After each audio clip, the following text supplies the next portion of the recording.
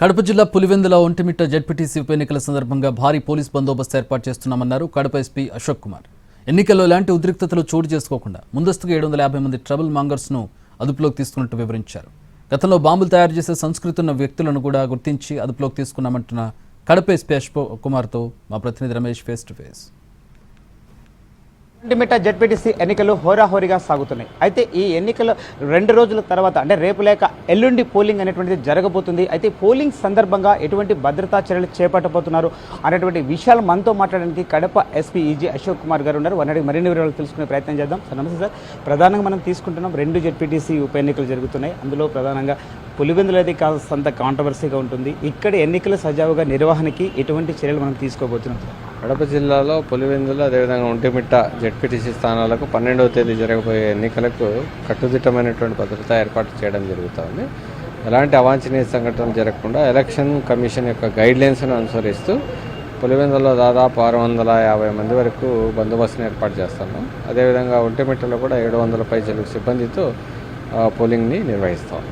Sir మనం ప్రధానంగా తీసుకోవచ్చు ఎంతమంది పైన బైండోర్ కేసులు పెట్టారు. సో వారందరినీ కూడా అంటే ఎన్నికలు సజావుగా జరగడం కోసం బైండోర్ కేసులో ఉన్న వ్యక్తుల్ని కూడా ప్రివెంటివ్గా అరెస్ట్ చేయడం ఏమైనా జరుగుతుందా? ఇంతకుముందు ఎలక్షన్స్లో ఇన్వాల్వ్ అయ్యి అఫెన్సెస్ చేసినటువంటి వాళ్ళు ఉన్నారు. వీళ్ళందరి మీద నిఘా ఉంచడం జరిగింది. నోటీసులు క్లియర్గా ఇవ్వడం జరిగింది. ఎలాంటి ఇష్యూస్లో వాళ్ళు ఇన్వాల్వ్ అయినా కూడా వాళ్ళ మీద చట్టపరమైనటువంటి చర్యలు తీసుకుంటామని క్లియర్గా నోటీసుల ద్వారా తెలియజేయడం. సార్ మనం ప్రధానంగా తీసుకోవచ్చు పులివెందుల్లో ఉన్నటువంటి 5 పోలింగ్ కేంద్రాలు ఉన్నాయి. వీటిలో ఎన్ని పోలింగ్ కేంద్రాలని సమస్యాత్మక పోలింగ్ కేంద్రాలుగా గుర్తించారు? అక్కడ ఎటువంటి అల్లర్లు జరగకుండా ఎటువంటి ప్రికాషన్స్ తీసుకోబోతున్నారు? పులివెందుల్లో ఉన్న 9 పోలింగ్ లొకేషన్స్ని కూడా 15 పోలింగ్ బూతులు 9 లొకేషన్స్, ఈ 9 లొకేషన్స్ కూడా క్రిటికల్ లొకేషన్స్గా గుర్తించడం జరిగింది. వీటిల్లో స్టాటిక్ ఫోర్స్తో పాటు ఏపీఎస్పీ ప్లటూన్స్ యొక్క టీమ్స్ని కూడా పెట్టడం జరిగింది.